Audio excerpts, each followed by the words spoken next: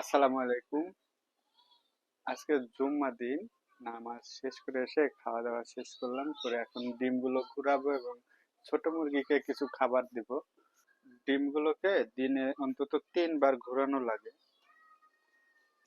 ডিম বসানোর এই কঠিন কাজ প্রতিদিন অন্তত 3 বার ঘোরানোই লাগবে। এগুলো এগুলো কোনো মার্ক করিনি, 29 তারিখে বসাইছিলাম। 2-3টা ডিম একটু অপরিষ্কার, এগুলো ধুই নাই যেহেতু। এগুলো আমি অন্য একজনের বাসায় থেকে কিনে নিয়ে আসছি 11টা, আর আমাদের বাসায় মানে আমাদের পার্সেল 12টা, সেগুলো বসাই দিছি মানে কিছু আলাদা হোক, এই জন্য যে আমাদের মুরগি যা তা সেগুলোই হবে তা না, আলাদা এগুলো।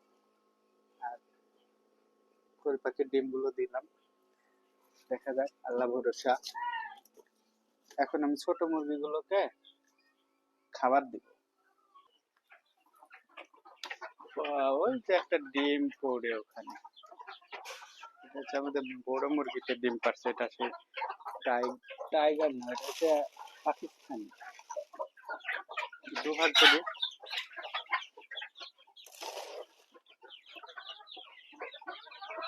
ডিমটা আগে নিয়ে নিই, না হলে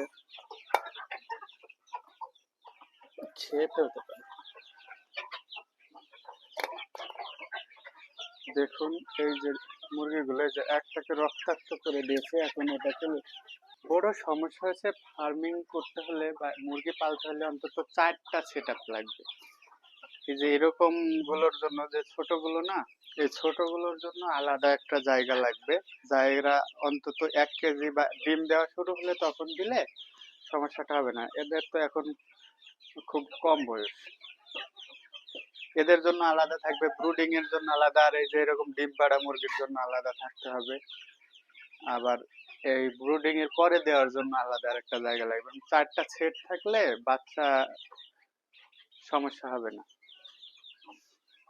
কি যে করি, এই বাচ্চাটা নিয়ে আলাদা করে দিতে হবে, দিয়েই দিই।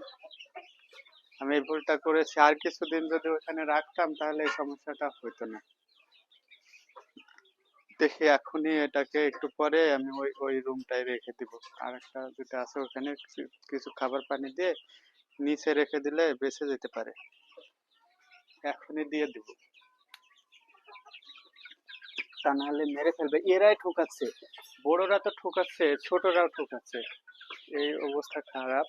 ওইখানে দিয়ে দিই খাবারটাই, রেখে দিলাম ওকে আলাদা করে একটা, থাকুক নিচে। এই যে কোয়েল পাখির খাবার আছে, আর আমি কিছু খাবার এখানে ছিটায় রাখবো, ওইগুলো খাবে। আর পানি দিয়ে রাখবো, আর হলুদ দিয়ে দেবো কিছুক্ষণ পরে। বর্ণমালার মা কাজ করতেছে, কাজ শেষ হলে হলুদ দিয়ে দেবো।